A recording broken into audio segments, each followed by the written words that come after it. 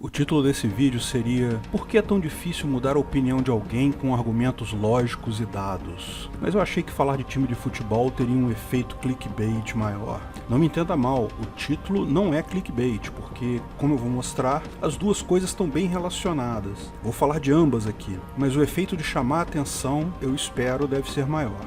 Você já deve ter reparado isso. Se você gosta do Bolsonaro e tentou convencer aquele seu amigo Lularápio a mudar de ideia, é impossível. Se você gosta do Lula e já tentou convencer aquele seu amigo Bolsominion a mudar de ideia, é impossível também.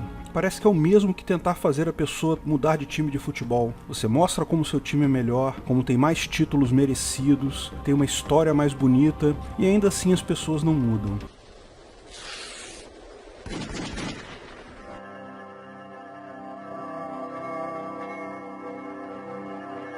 Afinal, por que ninguém muda de time de futebol? Até pouco tempo atrás, eu era fã dos celulares da Samsung. Tinha um J7 que eu achava ótimo pelo custo-benefício. Sempre discutia com iPhoneistas, o pessoal que gosta de iPhone, que preferem pagar 5 vezes a mais por algo que, bom, eu reconheço, é melhor, mas é só um pouco melhor. Não chega, na minha humilde opinião, a ser 20% melhor. Sim, eu era um samsunista. Mas aí alguém me mostrou um Xiaomi Redmi Note 4. Poxa, custa menos que o Samsung, tem ainda mais funcionalidades, roda ainda melhor. Eu não tive dúvidas, deixei de ser samsunista na hora. Todas as discussões não deveriam ser assim, ou seja, se você apresenta fatos e argumentos consistentes que mostram que a posição da outra pessoa está errada, ela não deveria mudar a posição imediatamente? É o melhor a fazer. Se eu tivesse batido o pé, defendido meu Samsung, igual defendo meu time de futebol, eu estaria até agora com um celular pior e mais caro. Por que não somos assim com todas as decisões? Por que não analisamos friamente o que é melhor e mudamos de opinião em todos os temas? O fato é que o processo de tomada de decisão é algo bastante complexo e tem muito pouco a ver com lógica e argumentos. Não se sabe exatamente há quanto tempo seres humanos usam linguagem, mas eu acredito que o tempo que vivemos com linguagens bem definidas e claras, com uma população com nível intelectual e escolaridade, a ponto de permitir argumentação lógica, é um tempo bem pequeno. Com isso, o fato é que nosso cérebro não foi feito para isso. Nossa maquininha calculadora é uma rede neural muito bem feita, mas que não foi projetada para o que a usamos. Então a nossa capacidade de entender e responder corretamente a argumentos é bem mais limitada do que gostaríamos de pensar. Esse processo de decisão humano é muito estudado por psicólogos, economistas, pessoal de marketing. É uma área grande e complexa. A visão que eu tenho do processo de decisão é que ele está ao contrário. Ao invés de tomarmos a decisão com base em argumentos, nós geralmente tomamos a decisão puramente por motivos históricos, intuitivos, associativos ou sentimentais, e apenas usamos ou criamos argumentos lógicos depois para justificar a nossa decisão para outras pessoas. Eu suspeito que isso seja feito de forma a garantir a velocidade na tomada de decisão. Na nossa vida na selva, há muitos anos atrás, demorar para tomar uma decisão pode ser pior do que tomar uma decisão rápida e ruim. Se o seu antepassado remoto, há 1 milhão de anos atrás, tinha que escolher entre saltar num precipício ou tentar uma cambalhota tripla no cipó para fugir do leão, se ele começasse a unir os dados, os argumentos racionais, para tentar entender as diversas linhas de ação e as suas consequências antes de tomar a decisão, discutir a justificativa ética utilitarista da ação, bem, o leão já teria comido ele e você não existiria agora. Melhor ele chutar rápido uma escolha e ter pelo menos uma chance. Bom, hoje temos menos decisões de vida ou morte rápidas, mas é muito comum precisarmos sim tomar decisões antes de conseguirmos reunir todos os argumentos e fatos para tais decisões. Se ficarmos esperando ter todos os dados para tomar uma decisão, mesmo hoje em dia, vamos acabar não tomando a decisão. Então é compreensível que, de fato, nossas decisões sejam tomadas por outros fatores prontamente disponíveis. Mas por que nos sentimos compelidos a justificar essas decisões posteriormente e nos recusamos a revê-las? Mais do que isso, tendemos a realmente criar argumentos para justificar uma decisão que, no fundo, sabemos que foi tomada rapidamente com base em emoções, associações ou outro método não lógico. Mesmo sabendo que a decisão foi errada, tendemos a tentar justificá-la. Bom, imagino que para os nossos antepassados, e até para nós mesmos, é natural ter uma certa inércia das decisões. Ficar mudando de ideia a cada novo argumento é o mesmo que não decidir nada e você vai acabar comido pelo leão do mesmo jeito. Nos meios acadêmicos, essa tendência a justificarmos decisões, mesmo quando claramente erradas, é efeito da dissonância cognitiva. Na verdade, a dissonância cognitiva aponta que a nossa mente experimenta um desconforto quando notamos duas cognições diferentes sobre o mesmo fato. Uma cognição é o que experimentamos de fato, ou seja, o resultado da nossa decisão, e a outra cognição é a nossa decisão em si, em que, lógico, esperávamos um cenário melhor. Para tentar reduzir tal desconforto, como não podemos mudar a nossa decisão, tendemos a mudar a nossa opinião, nossos argumentos, toda a nossa percepção sobre algo para justificar isso, para tentar aproximar essas duas cognições. Uma experiência conhecida nessa área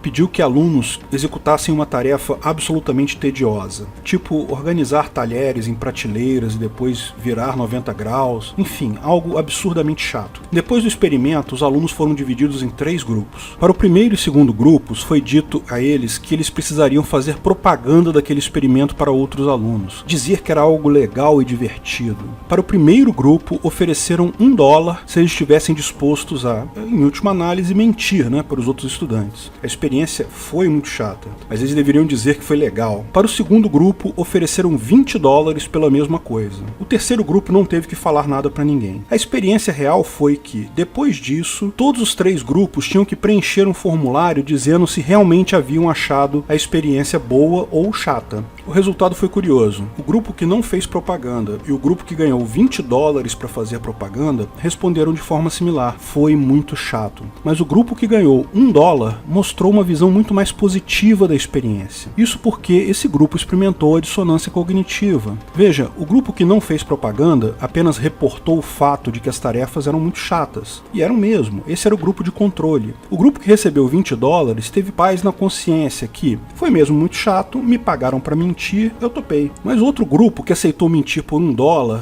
não consegue se conciliar com a ideia de que venderam a ética dele tão barato, se venderam por $1. Eles experimentam a dissonância cognitiva. Tomaram a decisão de vender a ética dele por $1, mas verificaram que isso foi realmente algo ruim. Como conciliar essas duas cognições? Ora, se o experimento não tivesse sido tão ruim assim, faria sentido, Porque eles não estariam mentindo por $1, estariam falando a verdade. Veja, isso é um processo que funciona com todos nós. Nós somos incapazes de detectar por conta própria quando isso acontece conosco. Para nós, os fatos do passado se alteram em nossa mente. Nossa lembrança foi alterada para conformar com nossa decisão. Isso vai muito além. Somos capazes de imaginar coisas, ouvir vozes, criar falsas lembranças para justificarmos uma decisão que tomamos. E isso é um conceito comprovado experimentalmente. Isso é a origem da dificuldade nossa de mudar de decisões com base em argumentos e fatos. Se somos capazes de mudar até a nossa percepção, é impossível esperar que sejamos capazes de ver argumentos de forma clara. Se eu não tivesse mudado de ideia no caso do celular da Samsung, provavelmente estaria super satisfeito agora por não ter trocado meu Samsung por um Xing Ling chinês, que nem sequer é aprovado pela Anatel, e qualquer argumento que me apresentassem contrariando isso, eu certamente imaginaria uma justificativa lógica e óbvia para rebater. Mas repare que o conceito de dissonância cognitiva vai além disso. O pessoal que ganhou $20 conseguiu escapar da dissonância porque encarou a coisa friamente. Vendi minha mentira. Ou seja, se houver um argumento óbvio e claramente comprovável acerca das ideias, não vamos experimentar dissonância cognitiva e não vamos ficar resistentes à mudança. Daí a contradição que eu observo na prática. Quanto menos embasado na realidade e em critérios objetivos é uma decisão, mais ela tende a ser firme e jamais mudaremos de ideia sobre ela. Decisões baseadas em critérios objetivos e claros são simples de serem alteradas, basta um bom argumento. Decisões baseadas puramente em emoção, em associação, em história, são impossíveis de serem alteradas por mais argumentos que sejam apresentados. Ou seja, de forma contrária ao senso comum, quanto mais uma pessoa entender o problema, enxergar os pontos objetivos, entender os argumentos, mais ela é passível de mudar de opinião. Ao contrário, coisas sobre as quais decidimos sem muito argumento, sem muita base, essas decisões são imutáveis. intoleráveis. E isso não é uma característica pessoal, é uma característica da nossa relação com um problema.